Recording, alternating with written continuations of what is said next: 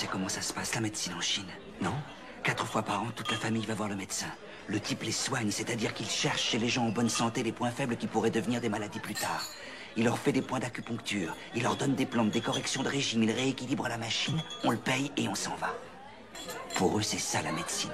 C'est empêcher qu'on tombe malade. Par contre, si quelqu'un tombe malade, alors là, le médecin doit venir chez lui, le soigner, et pour ça, on le paye pas.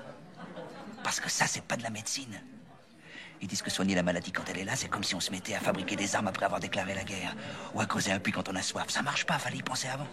Alors le médecin chinois, il a vachement intérêt à ce que les gens se portent bien parce que c'est les bien portants qui le payent. Les malades, ça lui bouffe son temps et ça lui rapporte pas un rond. Alors s'il a trop de malades, il est ruiné, le mec. Et puis les gens disent, il a beaucoup de malades, c'est un mauvais, on va pas chez lui. Ici, c'est le contraire. Plus il a de malades, plus il est respecté, le mec. Plus il gagne de fric.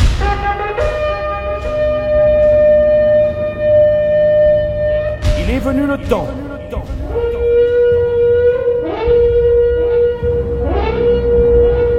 Pour le Conseil national de dire avec franchise et clarté.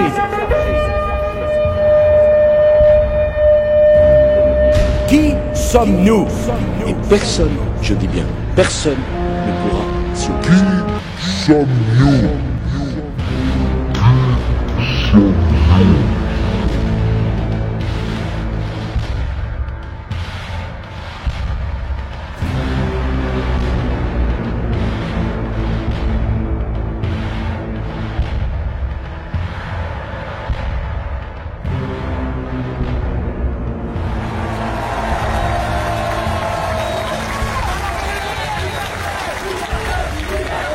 Liberté! Liberté! Liberté!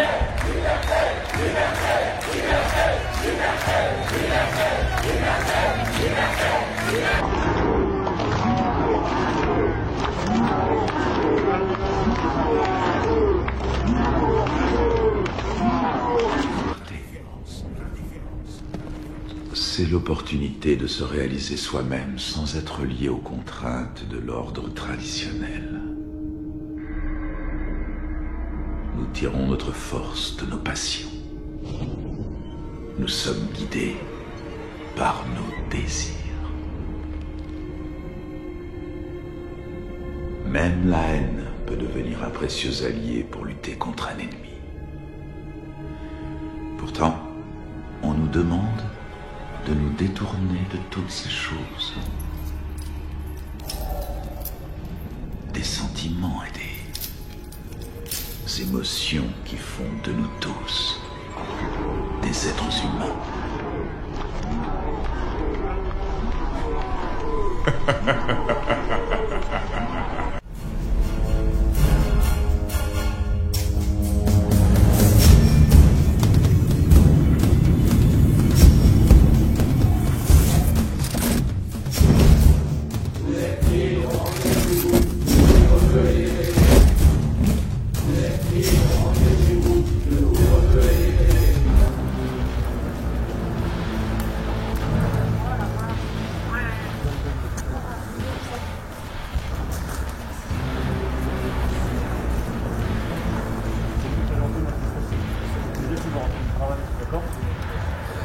Je vous invite à rentrer chez vous, parce qu'il le plus vite possible. Je vous en prie, bonne soirée, monsieur.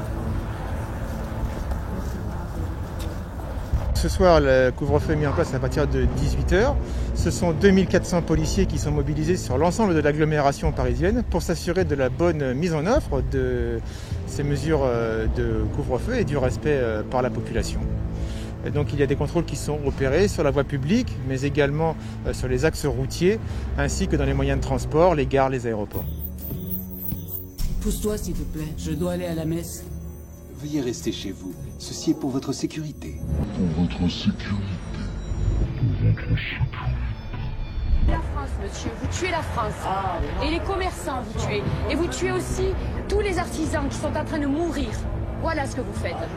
Et on peut vous parader alors que tout le monde là, on est traités comme des chiens. Si, c'est vrai. Ouais, c'est ça. On essaie de les sauver. On essaie de les sauver. Pour votre sécurité. Pour nous protéger. Pour votre sécurité. Pour nous protéger. Et pour notre unité. Nous devons aller vers la vaccination de tous les Français.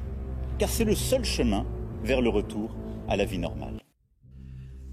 Ce qu'il faut éviter, c'est qu'après la crise, on considère que nous avons vécu une parenthèse, et qu'après la crise, on soit victime d'amnésie et que tout reparte comme avant.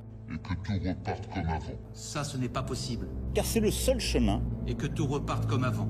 Vers le retour. Et que tout reparte comme avant, à la vie normale. Ça, ce n'est pas possible. Ça, ce n'est pas possible.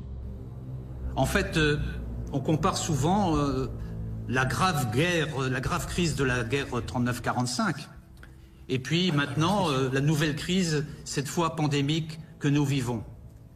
Après la guerre 1939-1945, les États ont décidé de s'unir, de créer des outils pour éviter un nouveau conflit mondial. C'est à ce moment-là qu'on a créé les Nations Unies. On a même créé aussi l'Organisation mondiale de la santé. C'est à ce moment-là qu'on a lancé ce mot de multilatéralisme. Les États qui se mettent ensemble pour un ordre mondial. Et on a un peu oublié cette période. Et ces outils-là se sont dégradés au cours des dernières années. Et je pense que cette pandémie doit permettre un sursaut.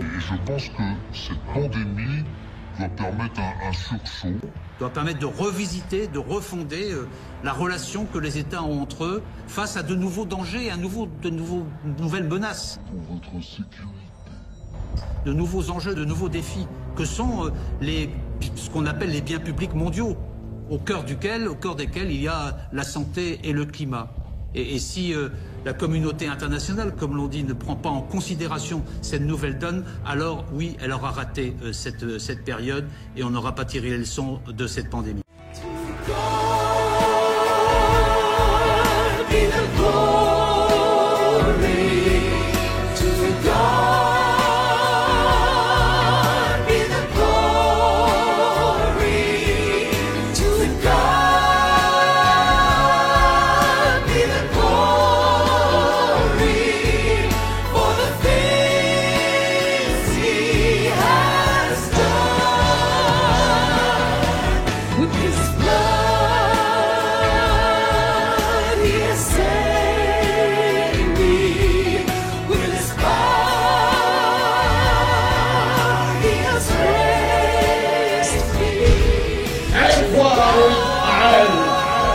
Contemple l'ombre de la liberté.